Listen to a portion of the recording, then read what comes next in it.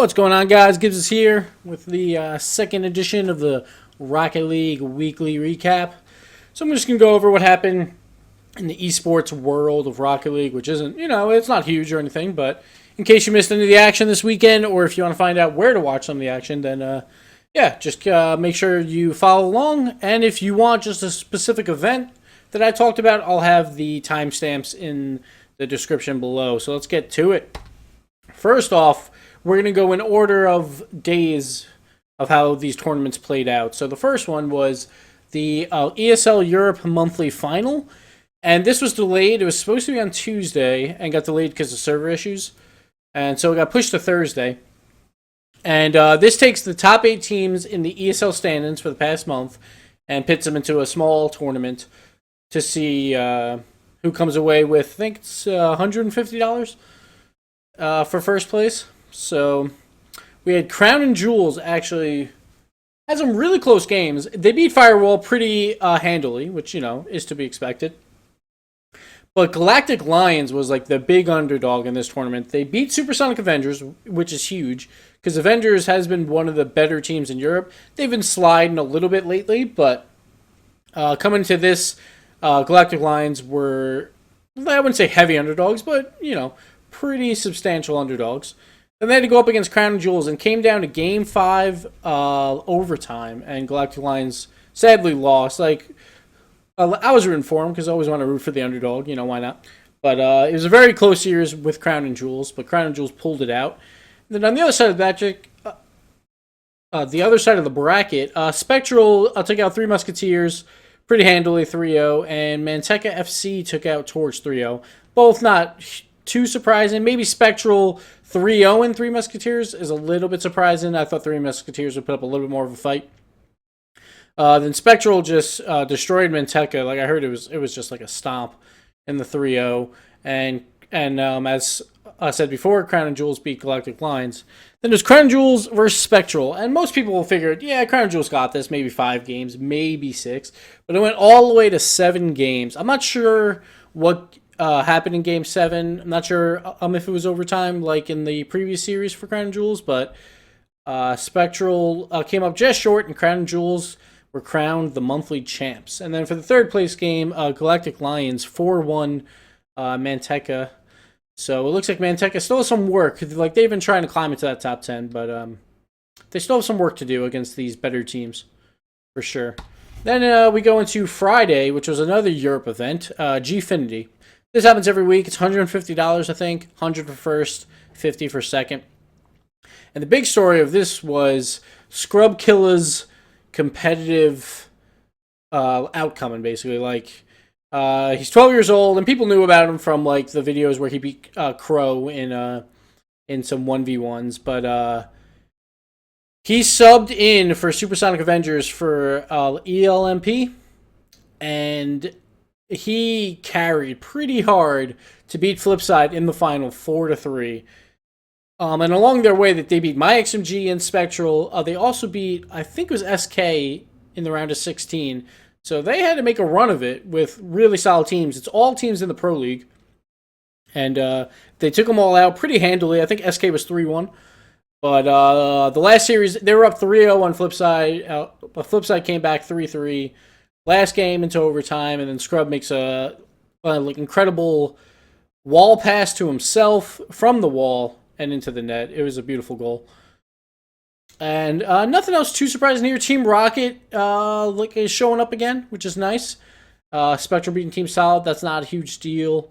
Boots and Cats has been seen around a little bit, in these quarterfinals now, so it's good to see them coming out. Next up on Sunday was the Rocket League Central Pro League. So this was week 2. Excuse me. So we had Noble Esports versus Flipside to start it off. So this is the big league for the top teams, if you haven't watched before. And Flipside has always been known as the #1 Europe team, and Noble used to be up there number 2, and they've been sliding like crazy. Their power rankings have slipped to 7, 8 around there. They've also had some roster swaps recently. So no one knew really what was going to come out of them this week. It seems like they might have came in rusty. But Flipside actually had an unfortunate event. Marky missed his train, or the train was canceled. And so he missed the first 2 games, and they had a sub, and Noble took advantage and won both of the first 2 games. But then Markey came back, and Flipside won some really close games, but they won all 3 in a row to win the set 3-2. And then we had Spectral versus Crown Jewels. Now, Spectral, the week before, lost 3-2 to Flipside. And for the most part, what I'm thinking is Crown Jewels and Flipside are fighting for that number 1 spot. So Crown Jewels came out and 5-0'd Spectral, making them 10-0 on the season, while Flipside's only 6-4. That's a huge, huge lead going into. We have 4 weeks left, and next week Crown and Flip face off. If Crown takes that win, they might be locking up 1 seed really quickly. Then we also had Supersonic Avengers getting a huge win over SK, 4-1. Supersonic Avengers lost the first week 0-5 to Crown Jewels, which was pretty surprising because they've been playing well. So they needed a big week to get back into the playoff race. And they came out big with a 4-1 win over SK. So now SK's got to do some work next week. Well, next week they have a bye, and then after that they got to do some work. Then we had the bye for this week for Europe was MyXMG. Then on the North American side, Kings Urban played Failure to Launch 5-0. That's not too surprising. Failure actually had 2 really close games they could have took. But Failure's generally one of the weaker teams in NA, like in the Pro League. So, and Kings is top 2. So it's not that surprising. Then iBot Power Cosmic, a 4-1 Knot. The games were close. Knot took game 4 after being down 3-0, which was pretty big for them. And then the last game, Cosmic had to make a big comeback in game 5, and they closed it out in overtime to get the 1-game lead over Kings Urban going into week 3.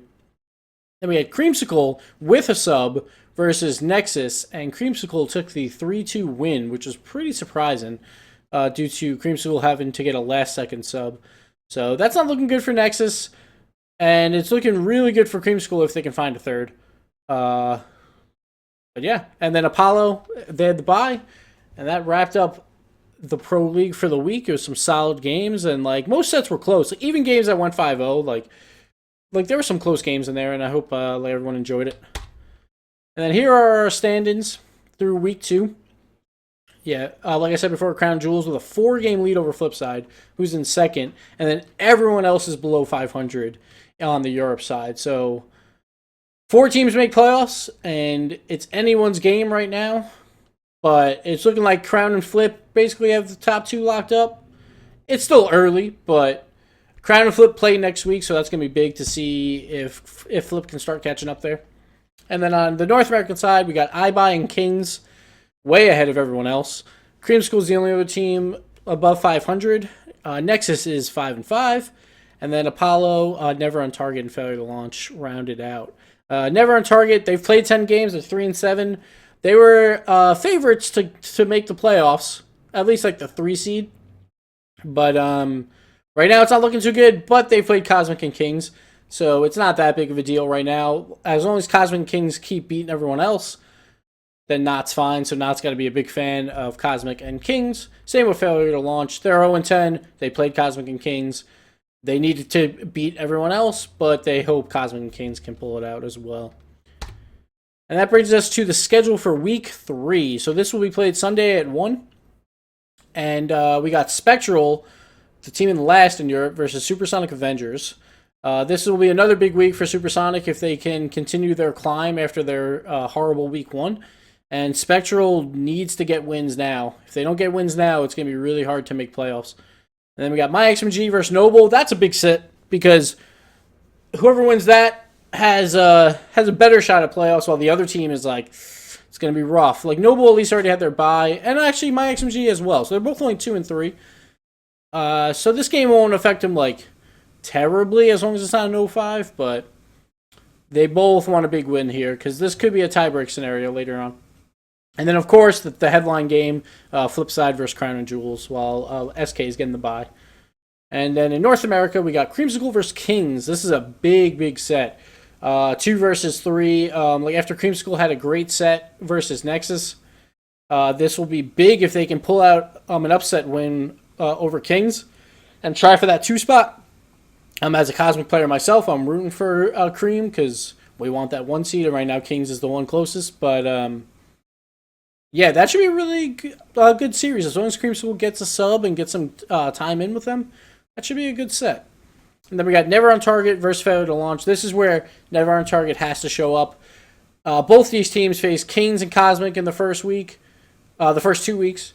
So this is where they both have to show what they're made of, and not like, oh guys, we played 1 and 2. Yeah, we lost, but we can still make a run at this. So that's a big game for both those teams. And then Cosmic plays Apollo, who I would say is the second weakest or maybe the weakest team in North America. They're right around Failure to Launch. So this is a big week for Cosmic. They want to get a 5-0. 4-1's reasonable. 3-2 or below is not looking great. So we'll see with that matchup. And then the bye, of course, is Nexus. And then also on Sunday, we had ESL Europe. This is the GO4 Cup. Anyone can sign up. There's usually about 150 teams or so. And this week, yeah, guys, this is not a typo. Team Rocket actually won something. This is amazing. Three Musketeers had a good run. They won last week, I believe, or at least made finals. And they had a good run, but they met Team Rocket after Firewall, beat Galactic Lions after Galactic Lions' great show in Gfinity. Or, I'm sorry, in the ESL Monthly, they didn't have as good of a showing here. And so they lost to Firewall. Team Rocket then pretty much destroyed Firewall. So I was watching this game. The first 2 games were just like, it was set. Team Rocket was not worried about anything. Firewall did win game 3, but Team Rocket definitely had control of that series, and they're looking pretty good. They're starting to climb back up. And then Firewall in the 3rd place game also won 3-2 over LMR. I don't know too much about LMR, so I'll be looking out for them in the upcoming weeks here. But yeah, Team Rocket, congrats, guys. Happy for you. And then we got ESL North America. This was finally a week where a lot of teams played. For the past month and a half, no one's been playing in North America in ESL. One team will show up and then it's all right, yeah, they won, but who cares? So this week we had a lot of good teams that are in that 8 to 15 bubble. And Turbulence tried to make back-to-back wins. I think they won last week. But Double Tap with JamesBot as a sub actually came out on top 4-2. Nothing too surprising here. Most of these games were pretty good. Weebs on Wheels versus Ascension. That was a matchup to see who's going to be trying to crack that top 10. And then Turbulence had another solid showing. And Double Tap had a sub, and they're looking for a 3rd, so it's hard to rank them. But they're looking kind of strong again, which is nice. And Moonmen actually, they haven't played in a while, and they came back this week and lost to Turbulence. So it looks like Turbulence has moved past them a bit here. We'll see if Moonmen can get back into the swing of things and get back to their dominant ways in ESL. But Moonmen did beat Weebs on Wheels for 3rd at least. But yeah, this was actually a good week for ESL. So thanks, teams, for actually playing. It's good stuff. And then finally, here's what's coming up. In the weekend, we have Gfinity on Friday at 2 p.m. Eastern. This is hosted on Freezing Wolves channel on Twitch. And this is for $150. Then we have the GO4 Weeklies that are always on Sunday. We have Europe at 8 a.m. Eastern. And then North America at 3 p.m. Eastern. Hopefully teams sign up. Hopefully we get some good matches. And then the cream of the crop, we got the Pro League. This is on Rocket League Central's Twitch. We have Europe starting around 1. And then estimated time for North America is around 3:15. And we went over the schedules before. Prize pool is to be determined. It's going up every day from donations from fans like you guys. So keep donating to Rocket League Central's Twitch, and we can get this prize pool pretty big. Hopefully we can get so much that it's hey, top 8 get some money, even if you come in 5th to 8th, if you make playoffs. That'd be nice. But yeah, so I'm really excited for these upcoming games, and hopefully you guys watch us win. Hopefully we win. But yeah, that'll do it for this week, guys, and we'll see you next week. Later.